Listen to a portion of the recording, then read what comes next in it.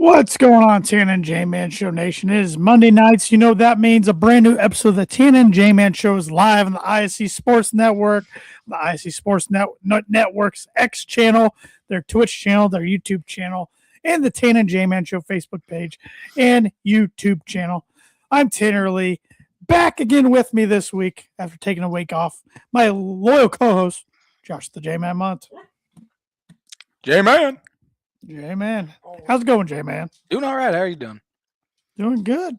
Good. Doing good, man. Can't complain. We finally have some meaningful football going on this week. Yes. Week 0, which unless my team's in it, I don't really watch all that much, but it's at least nice to. Is there? There's not any game day or anything this week, is there? Unless they're going over to Ireland. I don't know. Think they've done game day in the past, but man, I'm ready for like a crisp, cool fall morning game day on TV. Cannot wait. We're getting there. I mean, week 0, like you said, unless your team's playing, you probably don't pay too close attention to it. Yeah. But it is a nice appetizer for what's coming from week 1 through the college football playoff. Yeah, we're in like this gray area is what I called it, where if school's back in session. We now have, preseason football. We have high school football starting up. We have, week 0 this week. Feels like it should be fall, but we're still in August and still 80 degrees. So I'm ready for the cooler weather. Oh, it was cool here. It was fall weather here today. It was nice. Yeah. Fantastic. It was nice. Yeah, you were saying, we're school's back in session and we got high school football and everything. My wife's alma mater fired their coach already. After how many games they played? 1? Lost 21-0. He was their coach for, I think, 8 seasons or maybe 6 seasons. I just heard it on the news. He was 24-28. But their interim head coach, you've heard of him. He was a stud at Notre Dame. Got to the NFL, had a lot of injuries. Jalen Smith. Really? That's kind of He played at Bishop Luers. Yeah. But he's been assistant coach at Fort Wayne Northside, and he's going to take over for the rest of the year as head coach. So that's pretty cool. Age 31. Yeah. I mean, obviously, I remember his gruesome injury, which kind of started the opt-outs of bowls. He was kind of and Jake Butt. Jake Butt as well. Yes, tore his ACL. That's interesting. I wonder, something had to have happened more than just taking an L. I would think so. I would think so. But they got shut out by East Noble 21-0. So the season, the 2026 season for the Legends is not off the hot start. But but we'll see. I have some birdie bogey here for you. I got a feeling I got a bogey coming. I debated which. So it's, how should I do this? Okay. So I have this list of NFL Hall of Famers by school. Originally, I was going to do what 2 schools are tied for the most Hall of Famers in the NFL. But I think I'm going to do, since we're doing our ACC preview, what ACC school has the most Hall of Famers in the NFL? Ooh, in current day, right? It can't be any past ACC school. Like correct. A school that was in the ACC. Yes. Current day. Schools that are currently in the ACC. What school has the most Hall of Famers all time? And Birdie or Bogey is brought to you by Jarrety's Place and Arlington Public House. Jarrety's Place, small town vibes, big time flavor. Jarrety's Place serves up fresh breakfast and lunch favorites that keep you coming back for more. Located 703 Main Street in Rochester, Indiana.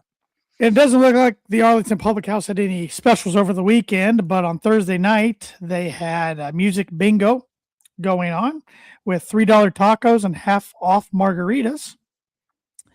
And then let's see if Jarrety's had anything for their weekend special. You a fan of bingo? Yeah, I'm not good at it, even though it's no skill. I don't think there's any skill. My wife and I one Valentine's Day went to a bar and played bingo where you could win up to $6,000, and I think we were the only 2 people in the place that didn't get a bingo. So. I went, it's probably about 2 years ago with my wife and one of her friends and her friend's family, went to a bingo hall here in Fort Wayne it was like on a Friday night, maybe a Saturday night. A bunch of old people there. Man, they take their bingo seriously. Oh, yeah. It always takes me back to that Impractical Jokers one where he Sal, kept saying Sal, yeah. They were getting Yeah. so mad at him. They're about to riot. Yeah. Thursday through Saturday last week, or never mind. That was back on August 6th. Never mind. Jarrety's did not have any new specials over the weekend. That was old. So, but go get anything on the menu at Jarrety's or Arlington Public House, and you will not be disappointed. That's for sure. But got a lot of college football to talk about. We'll save that for later in the program. One NFL thing, news, I guess, to note is Cleveland Browns came out today and decided on a starter for week 1 against the Jacksonville Jaguars, and they're going with Deshaun Watson. Yeah. It's just a bad situation there overall. It does stink. It didn't matter what direction they're going. They're going to stink. I don't know if I'm trying to. I think any of the quarterbacks on that roster are not great solutions to anything. Deshaun obviously has the contract thing, which probably gave him maybe a leg up. Worst trade in history of sports? Yeah, I would say, yeah. I think so. With all the guaranteed money and all the first-round draft picks lost. Yep. And I rip on Stephen Ross a lot, but I'm really glad he kind of because Brian Flores wanted Deshaun Watson real bad, like really, really bad. And I'm glad that did not come to fruition. Although Dolphins are kind of in a bad spot now, but not as bad as Cleveland Browns. No. Shadur's just a bad quarterback. Dalen Gabriel, they took him in the 3rd round, and he wasn't even a factor in this terrible quarterback battle. So that was a stupid pick. And then you take Shadur later that draft, but made no sense why they passed over him like 3 times. Yeah, drafted him. No he's not going to be really an NFL quarterback. I don't think he probably went to the worst possible spot though. If he was hoping, he probably would have wanted to go to like a from the Sean McVay or Kyle Shanahan tree, where you go Matt LaFleur. He's a quarterback guru. Guys if you remember, and now Harbaugh's not there anymore in Baltimore, but Baltimore wanted to take him, and he wasn't interested in sitting behind Lamar. I do remember that. Yeah. Now he's sitting behind a very bad Deshaun Watson. Yeah. They have potential to be. I don't know if any team's going to go 0-17, but if I'm choosing the team to do it, it's probably going to be them. Arizona's not going to be good either. Arizona's bad too. Dolphins are going to be bad too. 2-15, baby. I keep saying that. They're going to start off 3-0. If they start off 3-0, I think you keep saying that because you keep saying that. I know. I don't. They start in Vegas, and then they play San Francisco. I don't think they're going to win that one. I don't know. San Francisco. Yeah, some more NFL news today. Their owner, billionaire, decided to head to a trailer park and tried to pick up a prostitute. I don't know when it happened, but he got arrested today, or at least it broke today. So he was in some hot water in East Palatine, Ohio. So I could say a lot of things, but I'm not going to because I don't want to get in trouble by the IC Sports Network and the FCC. Yeah. I just could say a lot of things about how much money he has. Exactly. This is what you're doing type of thing. So that can be left I'll leave on it at that. left I'll let everybody unsaid. fill in the blanks of what Tanner wants to say.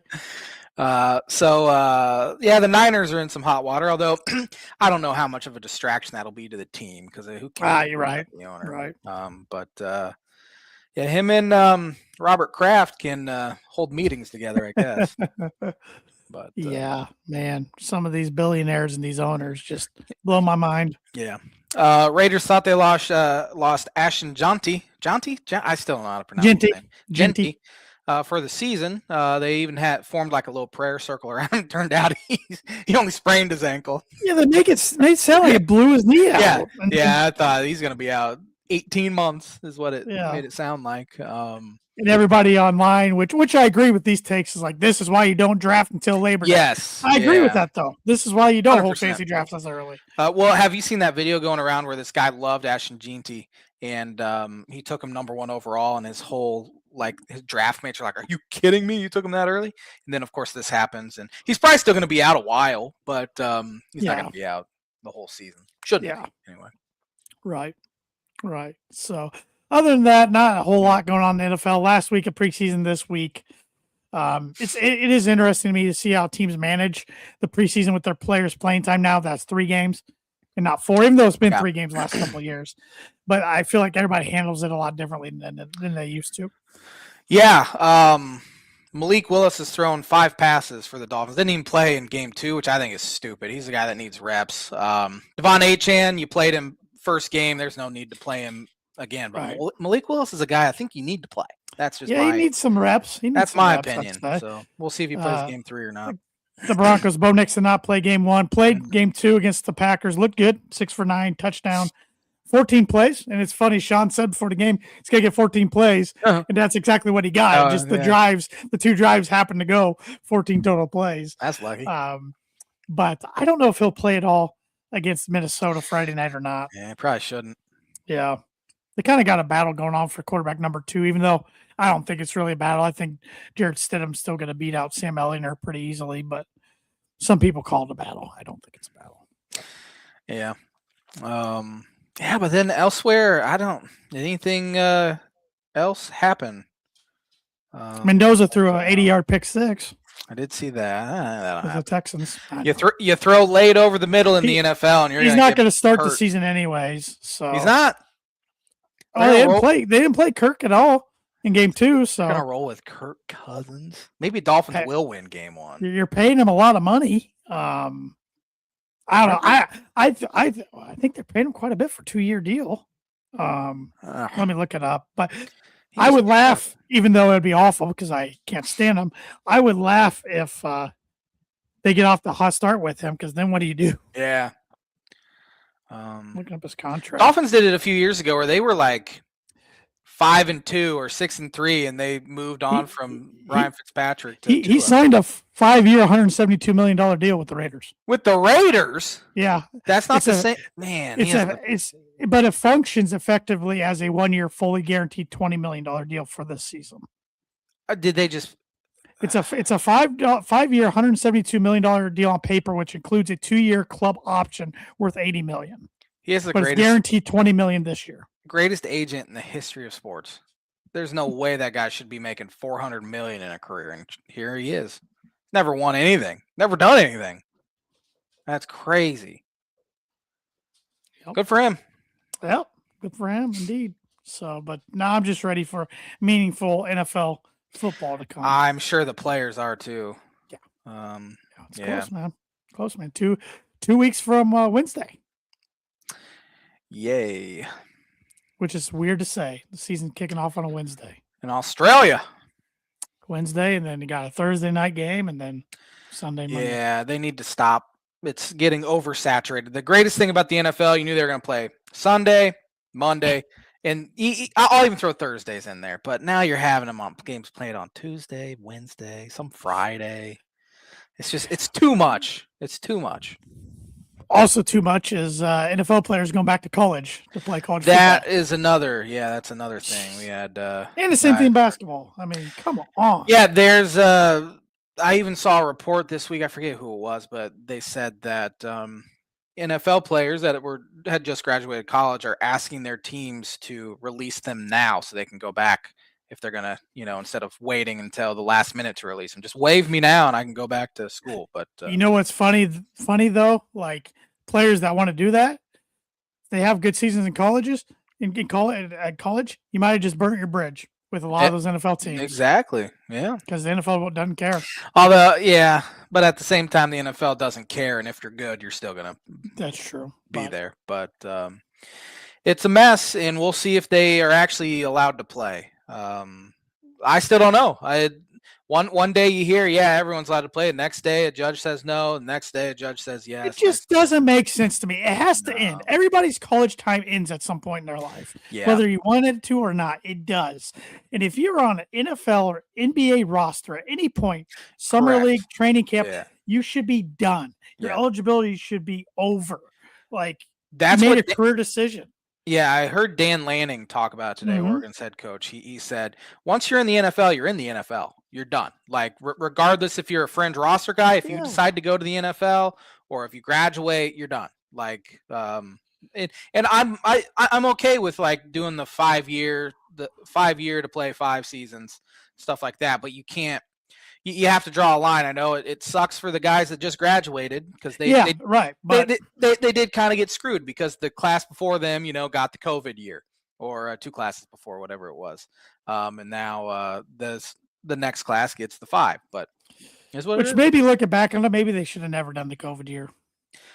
No, they shouldn't have. I know it sucked, and they thought they were doing the right thing at that time. Yeah, but like high schoolers didn't get an extra year; they lost out on. Yeah, they lost out. So, yeah, that stinks, but such is life. And then the poor, we've been over it a million times. They just went like chips all in on 3 decisions right after the pandemic, and it was too much. Yeah, the NCAA has no power at all. Nope. Zero.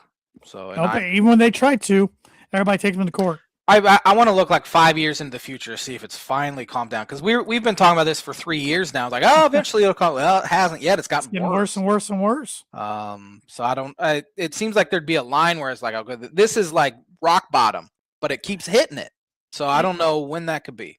It's embarrassing for college sports right now. In my opinion. It's just embarrassing. And I respect the coaches that don't take these 5th-year guys, but you have the low integrity guys like a Lane Kiffin who, just picked up. He's the main one. Lane Kiffin, Nate Oates. They're 2 of the scummiest bags in college sports, and they're the ones that are doing this. In fact, Will Wade as well is another one. I mean, he picked up Don Dent. This LSU's culture, man. It is, yeah. What did I read today?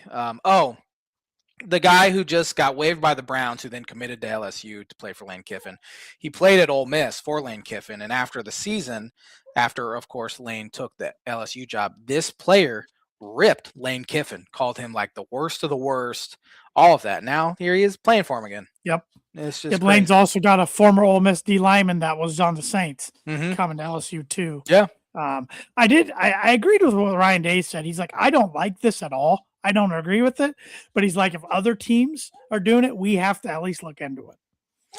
Sure.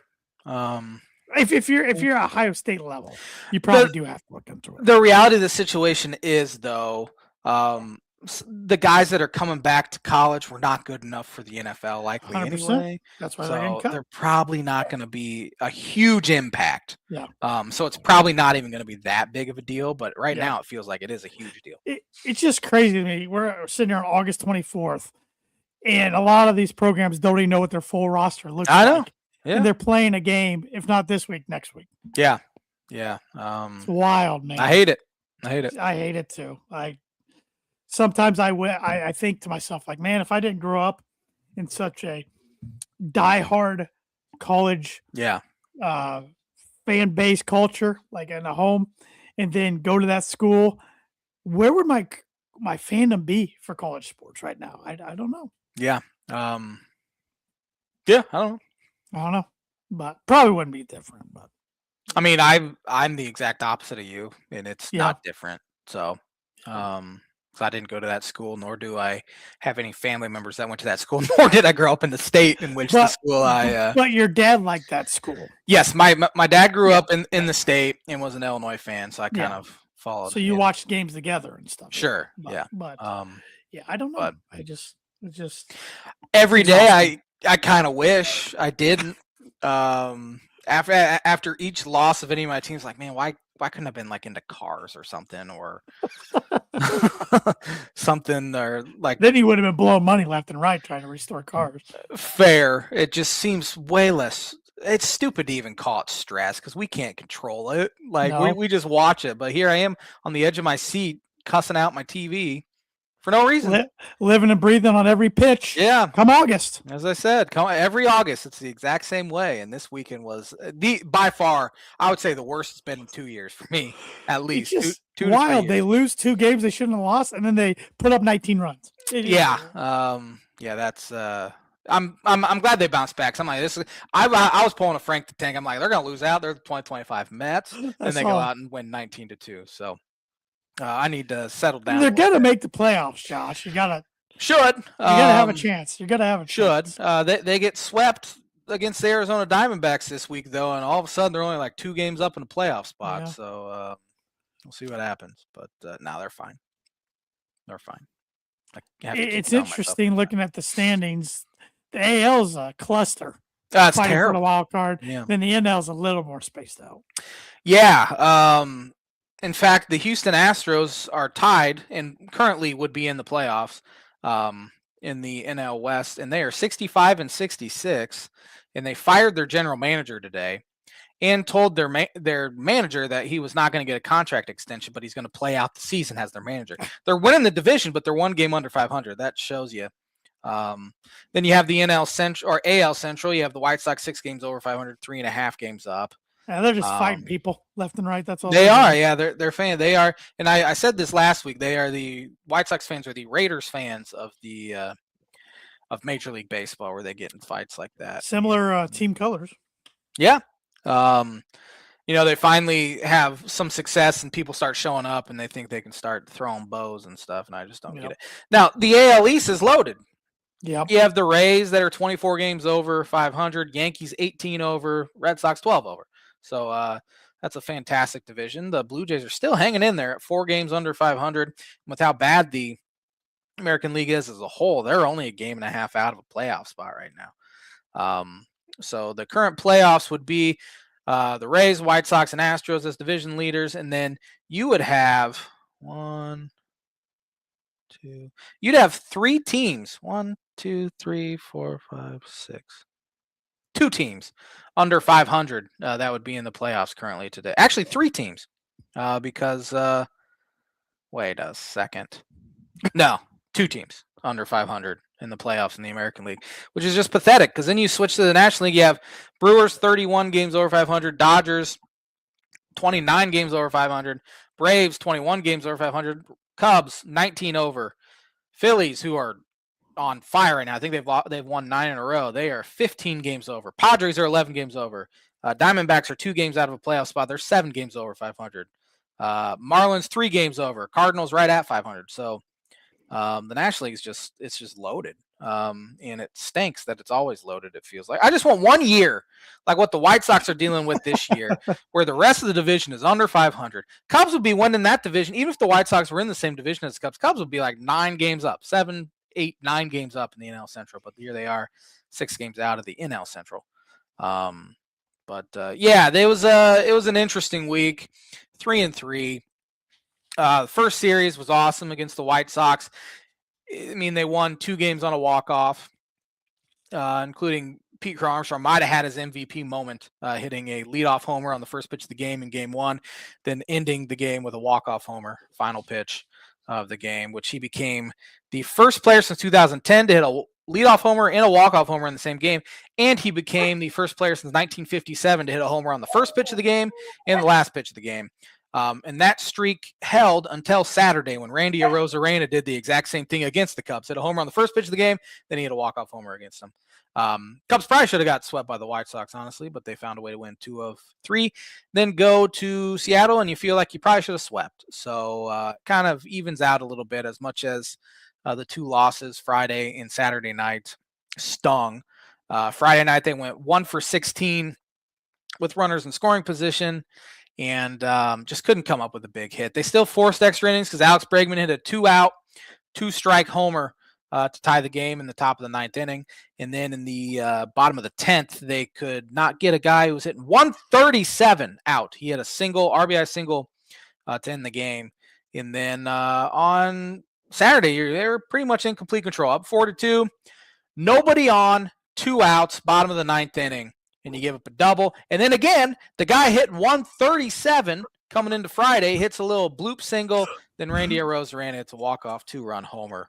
That was a dark, dark day for me. I was just not happy, especially after how they lost Friday night. That just stung. 1 for 16 with runners in scoring position is just horrible. But then yesterday they found themselves that Randy Arozarena leadoff homer again.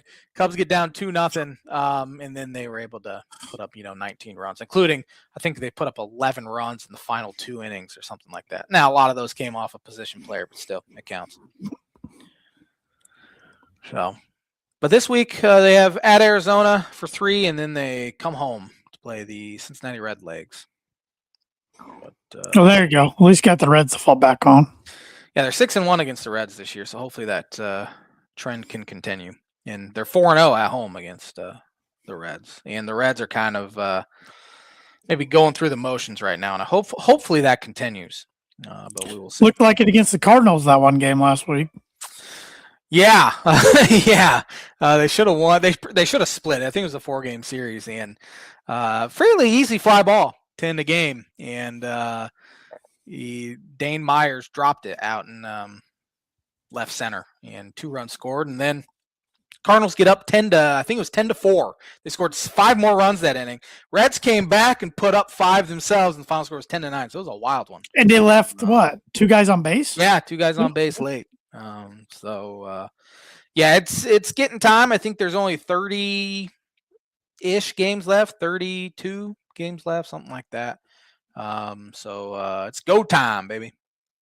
So predict the playoff teams for me. As of right now, I'm going to say National League is going to be let's see if I can pull up Baseball Reference again. Brewers, Dodgers, Braves. Yeah, Brewers, Dodgers, Braves. Although, watch out for the Phillies in the NL East. But I'm gonna say Braves win the East, Brewers win the Central, Dodgers win the West. Wild card's where it's interesting. Obviously, I think Cubs will make it, Phillies will make it, and then I'm gonna go with the Padres. I just don't think Arizona has the pitching to do it. Good team, they can get hot. But I think in the National League, if the season ended today, I think the playoffs would be what it would be at the end of the season. American League, it's hard to predict the NL East, but I'm going to go with the Rays. It's easy to pick the incumbent I think the Rays team will win it. I think the Rays will win it. I do too. Yankees will make it. Red Sox will make it. I'm going to say the White Sox are going to make it just because the rest of that division stinks. I want to say Seattle. They're 7 games under, only 3 out though. I think they are the best team in that division. They have just stunk. Cal Raleigh has stunk. Give me Seattle though. I think they can. I think they're capable of getting hot and are better than those 2 teams there. But I'm hoping, and then maybe the last wild card team, maybe Texas Rangers, maybe Cleveland. I might go Toronto, honestly. They're only I can't believe they're back out. in the mix. I know they are. No. Especially after selling at the deadline. Vlad has not hit a homer in a regular season at home since last August. What's happened to him and Cal Raleigh? They've just fallen off. Yeah, I don't know. Raleigh might have been kind of a flash in the pan sort of deal. Obviously, a catcher hitting 60 homers is crazy. But the previous 2 years, he hit like 30 each year. But this year, he's just been terrible. I don't know what it is.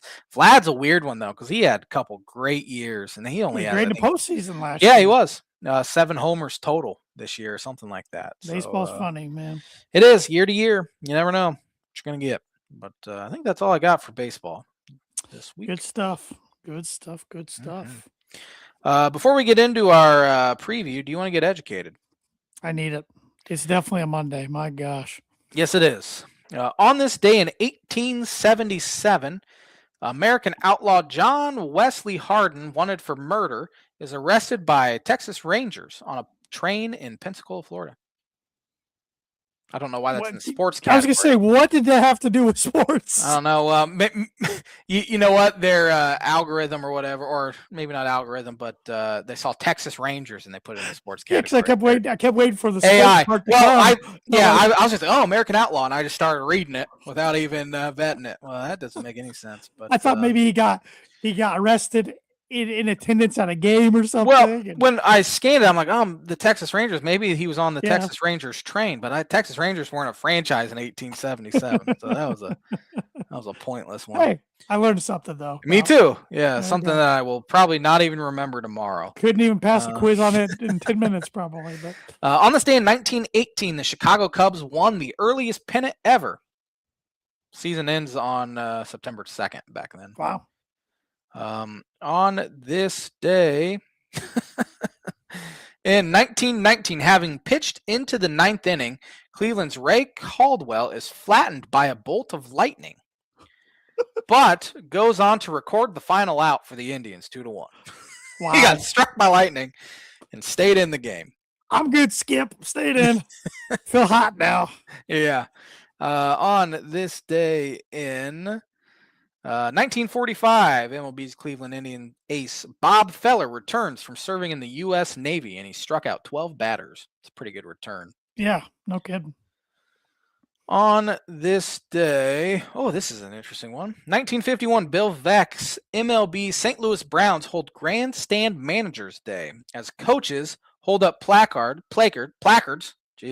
for fans to vote on strategy options. It's kind of like what the Akron Zips football it's exactly doing this year. Crazy thing was they actually won. On this day in, let's see here, we're in the 70s now. A lot of regular season baseball stuff. Who won the PGA Tour Players Championship on this day in 75? Players Championship was played in August back in 75. Yeah. Let's go with 75. Let's go with Jack. Al Geiberger. Never heard. Geiber. On this day in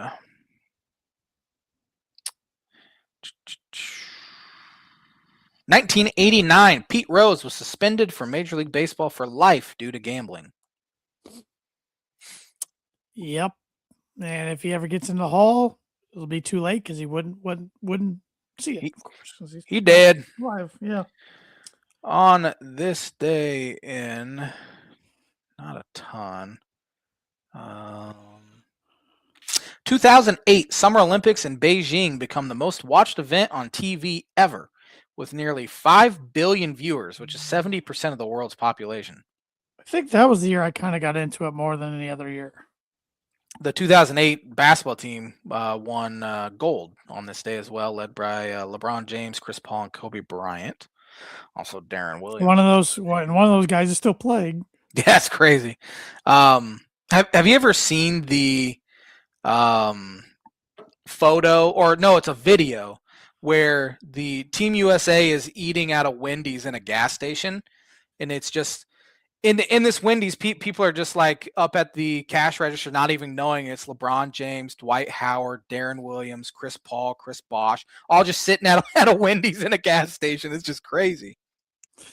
Yeah, even if you didn't know who they were. Yeah, I know. By looking at their height and their build, you would think, oh, those are athletes of some sort. Yeah. They're probably wearing USA gear, but yeah. Who won the Tour Championship on this day in 2025? Oh my God, who won the Tour Championship last year? Is that Rory? Tommy Fleetwood. Oh, Tommy Fleet. His only PGA Tour win. I was going to say it was his first career PGA Tour win, which is crazy because he's always in the hunt. It seems like he's a big name. You hear about him all the time. He's never won one. That's crazy. My dad and I were talking about him last week. We think he's the best golfer ever to only have one Tour win. Huh. How old is he? He has to be. Let me see how old Tommy is. 35. He's still got time. Oh, he's in his prime right now. He's younger. It's usually your primes in your 30s for golf. So, unless you're Jordan Spieth. No top 10s this year, J-Man.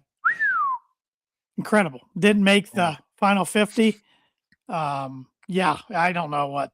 I think it's a case of an athlete having too much success. Yeah. Could never replicate. But he was pretty dang good. Yeah, and he's one of the only players I've seen keep the same caddy. Like, he's still got the same guy on his bag that he always has, and that's pretty rare. Especially when you start struggling. It seems like you don't want to switch something up. Yep. So, good list today. The On This Day segment, which is brought to you by, like it is every week, Blue River Digital. Blue River Digital is a full-service smart marketing agency. They help businesses simplify marketing and grow with intention. Their focus is on systems, strategy, and long-term results, not hype or one-off tactics. They offer digital marketing, website development, graphic design, printing and direct mail, signage and vehicle graphics, corporate apparel, promotional items, and AI and automations. They work with small, medium, and large businesses spanning across the United States with a strong presence in Northern Indiana. Contact them today at 260-248-2749 to see how they can help you and your business with your digital marketing. All right, so we are not only previewing the ACC today, we are also previewing a team that's like half a member of the ACC. They're pretty much in the ACC. The Notre Dame Fighting Irish, which brings me to my blind ranking segment for the week. Notre Dame's known for a lot of things in football. One thing I've always said is they are a tight end factory. They just produce stud tight end after stud tight end, and most of them going to have pretty good pro careers too, which Tim Brown was a wide receiver at Notre Dame, then turned tight end in the pros. But I have 5 tight ends here that have played in our lifetime and played in the 2000s, 2010s, 2020s. And I want you to rank them based on their collegiate career, I guess. If you want to throw NFL in there, I don't care. All of them are decent pros. Nobody's been a great one, I would say. But we will start off with Tyler Eifert, who played at tight end at Notre Dame from 2009 through 2012. Man, he was good. Was he a first-round pick, too? Yes, by the Cincinnati Bengals. Cincinnati Bengals. College career, he was awesome. He was much better in college than he was in the NFL. So I'm going to put him at 2 is where I'm going to put him. Yeah. Anthony Fasano played at Notre Dame from 2002 through 2005. I have a soft spot in my heart for Anthony Fasano. He's a long time Miami Dolphin, including on their 2008 team where he caught a touchdown in win or go home game in New York against Brett Favre there, and Dolphins made the playoffs. College career, though, tight ends didn't really catch the ball a lot back in the early 2000s. And he was in an interesting spot in Notre Dame. Like, he played for Willingham and Weiss. And Charlie and Weiss, they started becoming pretty good in his senior year in 2005. I'm going to put him at 4 is where I'm going to put him. I remember he hurdled a dude under Weiss against Willingham at Washington. That was kind of the highlight. I remember, like, the one play that stands out to me. Kyle Rudolph, 2008 through 2010. Yeah, he was good.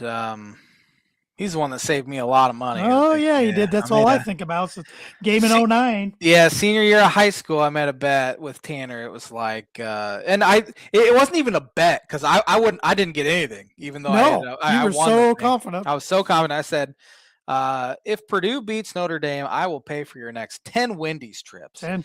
Which back then it probably wouldn't have hurt that much. Now it hurt. I'd make sure it hurt too because I was off from Wendy's, my friend. Now. And Kyle Rudolph, of course, catches the ball. Was that as time expired, or was there still a few seconds? No, left? There was 30 seconds left, but it was down though. It was Danny Hope called timeout. Yes. On third down, I believe. And Notre Dame was calling for the spike. And was he third down? Yeah. And then they didn't get, and then they got on fourth down because Danny Hope wanted to give his offense time. He didn't trust his defense at all. He didn't trust. No. Yeah. I'm gonna put him at. I'm trying to think of Notre Dame tight ends that are really good. I'm gonna put him 1 because I can't think of many. I'm sure there is one that it'll backfire on me, but I'm gonna put him 1. Well, I had to leave some off. I can only pick 5, and they've had more than 5 solid ones. Next one, John Carlson from 2003 to 2007. He was solid. Don't really remember him all that much though, but I remember him enough. I'm gonna put him 5 though. I feel like the other guys you've named are bigger names anyway. I thought you put Fasano at 5. Puts Fasano at 4. 4? Okay. Yeah. And lastly, Michael Mayer. Okay. 2020 through 2022. Yeah, obviously he's my third slot. I thought he'd be. I mean, he kind of got a raw deal in Vegas because they ended up taking Brock Bowers, but I thought he was. That's a heck of a 1-2 punch. It is. Yeah, I thought he was on his way to having a very good career. Yeah. He still might, but I think I'm good with where I got him. I'm good with where I got him. Good. Yeah. I might have flipped. I might have put Eifert 1, Rudolph 2. That would be the only question, I think. Yeah. Eifert was better than Rudolph at Notre Dame, I would say. One I left off was Komet on the Bears. On the Bears. A lot of others, though, good ones were 80s, 90s. Yeah. I mean, they've had other solid ones, but these were the ones that kind of stuck They've out. put out a lot of NFL. I'm tight sure they got ends. one or two of them right now on the roster. Probably. Yeah, it always seems like Notre Dame and Iowa are the two tight Yeah. end factories for the NFL. Very, very true. Very true. But that Yeah. is Good the blind list. ranking segment this week, which is brought to you by Proforma Print 2 Promo Group. If you're looking for a trustworthy, dependable resource for next trade show, company picnic, or sales meeting in 2026 or 2027, Proforma Print 2 Promo Group has over 50 years combined experience in promotional products and commercial print. They strive for fast and efficient response to all your print needs, so you need to look no further. Let them be your one-source print and promotional company today by giving Barbara Van Weinsberg a call at 574-210-3815. The Atlantic Coast Conference, which usually I'm like, not that great. This year, I think is going to be a pretty good conference. Yeah, I do too. I think we have some teams that could be better than they were last year anyway, mainly Clemson. But I think in Florida State could be better as well. But in Virginia Tech, you know what? I'm just gonna go talk about when we do our predictions. I don't know why I started now. Do you want to start with Notre Dame and do that preview first, or do you want to go 17 through 1? It's your call, my friend. 17 is still weird. Why not? It is. Yeah, it's crazy. Let's do Notre Dame just to do that one. They are my national title pick. That would be horrible for you, for sure. Living in the state of Indiana and not being a fan of either of those teams, but and the only way I'd root for them is if they played Indiana again. That's the only way. If you've said it on previous shows. If they can't do it this year, or at least I don't know, this is as good of a chance as they have. CJ Carr, I think he will probably be a top 2 or 3 candidate for the Heisman. If I picked him to win the Heisman, top one. In fact, prediction. Yeah, I think I have. I said a Big Ten. He's a Big Ten player. Yeah. But in my preview here, I said CJ Carr is my Heisman pick. Yeah. Leading receivers back, Jordan Faison. They did lose both their running backs, Jeremiah Love to the Cardinals, and Jadarian Price. Yeah. Both first rounders too. Mm-hmm. But I'm sure they have another 5-star stud back there. Defense will be great. I think Marcus Freeman will get them to a much higher level than Brian Kelly ever could.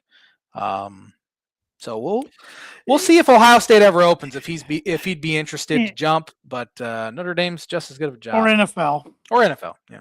And I don't like Brian Kelly. I think he's an awful human being, but I do think people forget how good a coach he was at Notre Dame at times. I mean, he got them to a national title game when it was just 2 teams made it, and they lost to Alabama, and then he got them to another 14 playoff.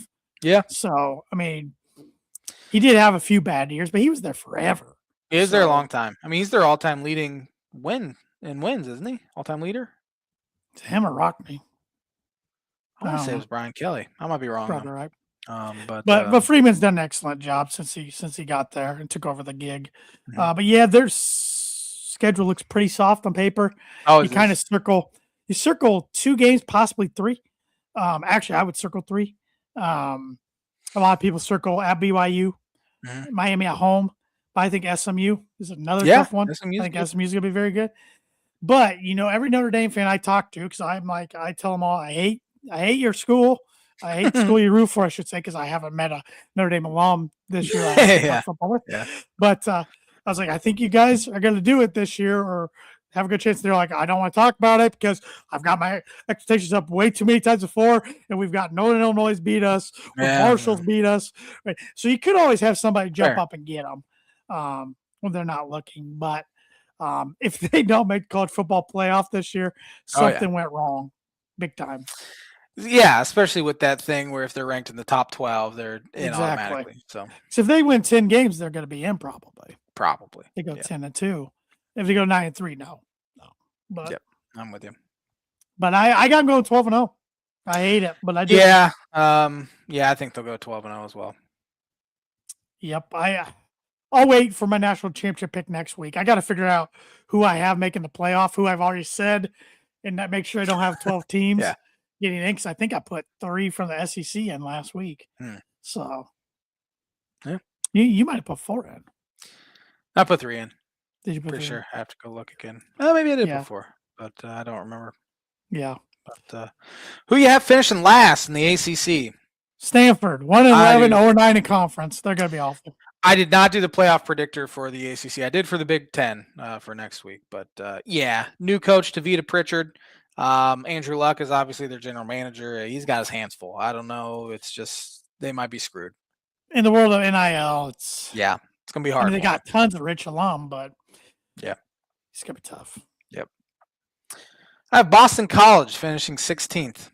I got them 15th, 3-9, 1-7 in conference. I think Bill O'Brien's a good X's and O's coach, but that's tough. Tough job. I wrote here I'm way more interested in seeing their basketball team led by Bill Murray's son, Luke. That's about all I have. I didn't even know he's their new coach. Yeah, he's obviously a UConn assistant, and he is their head basketball coach now. So I'm way more interested in that than in their football program.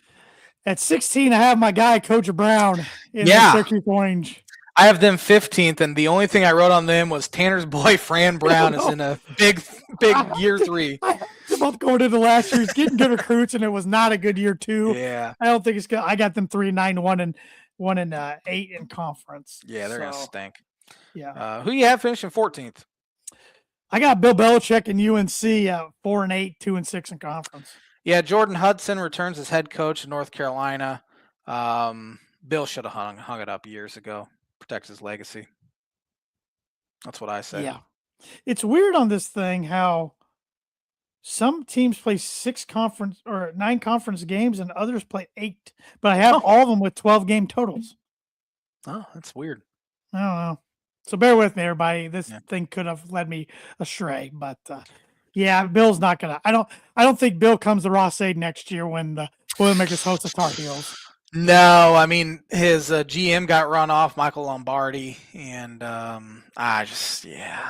he should have, just to protect his legacy, he should have just hung it up when it got bad in New England. Just say, hey, that's okay.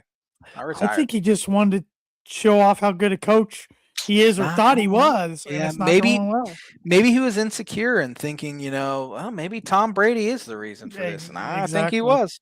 I 100% think he was. Yep. So. Who you had them 14th? Yep. I had them 14th. I had Wake Forest 13th. I got Wake Forest 10th. 6-6, 4-5 in conference. They're coming off a 9-win season. Yes, but they lost a lot. Yeah, Jake Dickert's first season last year. Gio Lopez comes in from North Carolina. He's quarterback. He was not very good last year, but I have them 13th for some reason. Who do you have finishing 13th? I got Duke. 5-7, 3-6 in conference. I have Duke 9th, so we're pretty close. The reigning ACC champs. Yeah. Won the ACC championship game last year. They did lose Darian Mensah to Miami. Brought in San Jose State quarterback who threw for over 3,000 yards last season. So Manny Diaz is a good coach. He's a good coach. Yeah. Tough job. But, who you have finishing 12th? I got Florida State 6-6, 3-5, and Norvell gets the axe. I have Florida State 6th.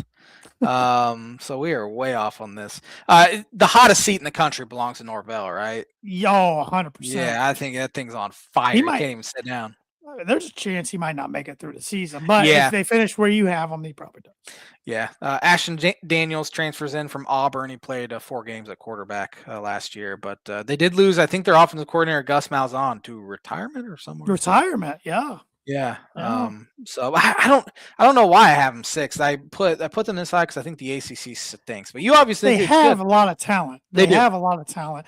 And remember last year they beat Alabama week 1. Yeah. And they shot up to what, 10th in the country, 9th, 11th, something like that, and then they were just stinks. But do you think college football is better when Florida State's good? No, I don't either. I don't like when people ask or when people say so-and-so sport's better when so-and-so is good. I think it's a bunch of malarkey. Yeah. That's what Even though Florida State's a great program, I couldn't care less. I don't consider them in a blue blood. No. No, I don't either. I have Cal finishing 12th. New coach Tosh Lupoy, sophomore quarterback. I don't even want to try to pronounce Jaron Kiwi Sagapalutale. Kiwi. I'm calling him Kiwi. Kiwi. That's probably not even how you pronounce his hyphenated name. He did throw for 3,400 yards as a freshman last year, so but they run off Justin Wilcox, who I thought was a very good head coach. But, yeah, he beat. I remember watching them late in the season when they upset SMU. Yeah, and kept SMU kind of out of it. And the fact that he kept getting Cal Bowl eligible is something, because that's a tough hard place job. to win. Yeah. I have him 8th at 7-5. 11th, I got Virginia at 7-5. I have Virginia at 8. I have North Carolina State at 11th. I have Virginia at 11th at 7-5. Yeah. Where the heck do I have North Carolina State? I got this saved in 2 different files. I got North Carolina State at 4th at 8-4. I like Dave Dorn, my friend. 14th season already. Can you believe that? 14 years. Yeah. Amazing. They have good junior quarterback CJ Bailey. He's 6'6", threw for 25 touchdowns, ran for 6 last year. But Dave Dorn keeps winning games and keeps getting contracts, obviously. Their schedule's not too bad. If I remember looking at it, I think that's why I end up having them. That's smart that you did it that way, because I'm not even looking at their schedule. I'm just putting them. I don't hoping it sticks. think they don't. They play one of the big boys in the conference, but there's 2 they don't get. I don't remember who those 2 are. And that's why I think they ended up being where I had them. Yeah. Who did you have 10th? Wake Forest. Okay, I have Georgia Tech 10th. I have GT. I have them 7th at 7-5, 5-3. I like Brett Key. He's revitalized that football program, but they did lose their do-it-all quarterback Haynes King to the NFL. He threw for 7,900 yards, ran for over 2,000 in his career. Oh, he was awesome. But did pick up Fernando Mendoza's brother Alberto to run the offense. Yes. So that'll be kind of fun pressure, to watch. Kid. Yeah, no pressure. Now we say that because obviously he has pressure his brother, but playing at Georgia Tech, you really don't have that much pressure. No, you don't. It's a tough job. I have always compared that job a lot to Purdue. Similar colors, engineering school, and you're looked at as the number 2 school in the state. Yeah. Which, football season, Purdue's like number 3 now. Which is crazy. At one time it was number 2. Yeah. But now number 3. Are we at number 9? Is that where we're at? I have Pittsburgh at 8-4, but 5-4 in conference. That made them 9th in the SEC or the ACC. Yeah, I have Duke at 9, and I have Pitt 7th. Pat Narduzzi already 12th year there. Crazy. Which is also done a wild. good job. They started out hot, remember, and then they kind of folded towards the end. But they do return their quarterback Mason Heinchel, who threw for 16 touchdowns as a freshman last year. Also returned a lot on the O and D lines, but lose 6 of their top 7 receivers. So, and I believe I had Pitt starting off hot again and then kind of tailing off in the second half. Yeah, that's exactly what they did last year. Who you have finishing 8th? I think you already said them. I did already say them, and I already exited out of my file. It was Cal. Oh, okay. I have Virginia. They played in the ACC championship game, which was surprisingly great season for them, because I think a lot of people picked them to finish in the bottom couple of the ACC. I'm sure we did. Last year's team was built entirely on the portals, so Tony Elliott decided to do the exact same thing. He brought in Bo Privula from Mizzou to be his quarterback. He's a good one. He is. Who you have finishing 7th? Georgia Tech. Okay, I have Pitt. Who you have finishing 6th? I got Clemson at 9-3, but 5-3 in conference. I have Clemson at number 2. For some reason buying. I think they're going to be good. Yeah. Big year though for Dabo. I think they started the year ranked 4th last year and ended up going 7-6. They'll never fire him. He'll have to leave on his own. Yeah, I agree. I mean, you win too many titles to fire him, really. Yeah. They did bring in offensive coordinator Chad Morris, who was their offensive coordinator from 2011 to 2014. Became a head coach at places, but he hasn't had a good offense since 2007. Don't they have a huge week 1 game against somebody? They usually do. Not outside of conference. No, they usually do. Man, if Purdue would have held on to all these transfers from 2 years ago, they play Lane and LSU. Oh, their defense would be pretty good. Will Helt, he's a stud for him. 17 tackles for loss last year. You had Thieneman was a first round. Was he a first round pick? Yeah, by the Bears. Bears. Man, they kept Nick Scorton year before that. Yeah. I know. Kept some of those guys. It's frustrating, man. Dang portal. Yeah. Who you have finishing 5th? I got Virginia Tech and James Franklin. Yeah. I know in my bold prediction I have them making the playoff. I backed up looking at the schedule. I got them going 8-4, 6-3 in conference. I still think that's a heck of a turnaround. Yeah. The weirdest, there's a lot of weird coordinators coming back for their second This is stint the in weirdest. college football. The weirdest one's Pry. Yeah. Literally got fired, but stays at the school and switches positions to DC. Yeah. Weird. I wrote here for both Louisville and Virginia Tech. I wrote for Louisville, Jeff Brom will beat some great teams and lose to some bad ones. That's exactly why they're not making the playoff. Yep. James Franklin is the exact opposite, where they will murder the bad ones, but he will never beat the good ones. And that's been his issue at Penn State. I think Virginia Tech is a perfect fit for him, though. He's going to get good recruits. Yep. He significantly raises their floor. I think he has a definite ceiling, and I think he can get to a playoff. He did with Penn State. He did bring his offensive coordinator from Penn State over, Ty Howell, as well as quarterback Ethan Gronkmeyer. But yeah, Brent Pry sticking around is kind of weird. Well, and I know he has history with Franklin at Penn State, but it's like I've never seen. I've always thought it'd be interesting if it happened. Wouldn't have to move. Yeah, and now it happened. So yeah, a lot less pressure as a defensive coordinator, so maybe you can just kind of be in the background. Very true. Who you have finishing fourth? NC State. Oh, that's right. I have SMU finishing fourth. Yeah, SMU second. Third-year starting quarterback Kevin Jennings returns. He's thrown for over 3,000 yards each of the past 2 seasons. He's got a building named after him on campus. I do remember hearing that. It's crazy. He's a really good one, though, and it's rare to keep guys for that long for that. Who's that good? I have SMU in the conference championship game going 9-0 in the conference, 11-1, only loss being to Notre Dame. And even though I don't have them winning the conference, I have them getting in the playoff. Who you got finishing third?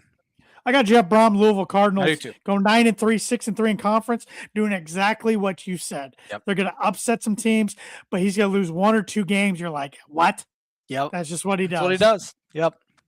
They brought in Ohio State quarterback Lincoln Kineholtz to be quarterback. Really good running back duo. Isaac and Kewan Brown combined for 1,600 yards last season. Brought in 5 new pass catchers and 5 offensive linemen in the portal. They also have new co-defensive coordinators. When have co-coordinators on anything ever worked? I don't ever remember. And Jeff Brom likes to do it for some reason. He does. Yeah. Finally, Ron English is not with him anymore. Yeah. His brother Brian still is. I don't think Brian's ever going to leave. I don't think he's ever going to go off his own. Try to get a head coaching job. He's tried to get OCs at other places, but it hadn't worked. Yeah. So, yeah. You have SMU second. I have Clemson second. So that means we both have Miami, the Canes, my Canes. I'm going 9-0 in conference, 11-1. That one loss at Notre Dame, but I have them being SMU in the title game. Miami, SMU, both my representatives from the ACC and the. Miami plays at Clemson and at Notre Dame, but they arguably have the best transfer addition in college football. Darian Mensah from Duke threw for 3,900 yards last season. He turned it over 4 times against Illinois, though. But that's here nor there.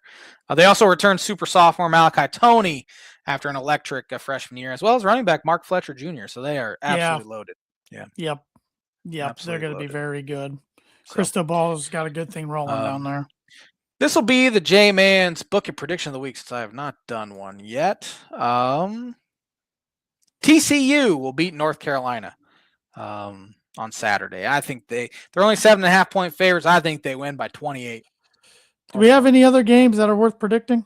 I think there's one other. We have NC State at Virginia. NC State. Yeah, give me. I have NC Virginia. I have NC That's State a conference losing game. Yeah, I have NC State losing to Vanderbilt. I noticed that today. Oh. A Big Ten team plays on Saturday. USC and San Jose State. It's the NBC night game. Yeah, it starts at 2 p.m. though. So it's the NBC night game. But it's the only NBC game, so maybe it is. They're 38.5-point favorites. So, yeah. J-Man's Book of British Week brought to you by Travis Wottring Insurance Agency for life, home, auto, business, renters, workers' comp, farm insurance. Contact us 219-869-4561.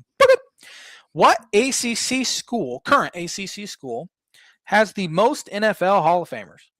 I got 3 that come to my mind. Don't tell me if any of these are right or wrong, but 3 come to my mind. Miami, Florida, Florida State, and Pitt come to my mind.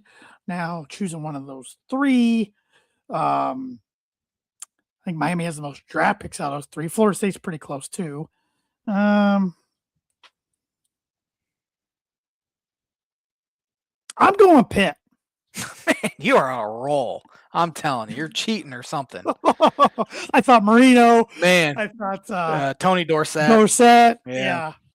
Shoot. Whew, I didn't think Pitt would even be on your radar. Marino just Pitt could go undefeated for 5 years, and I think Dan Marino. And then I was gonna do, what schools? 2 schools are tied. Do you want to take a guess at those? 2 schools are tied for most. Oh, just overall Hall of Famers. Yep. Oh boy.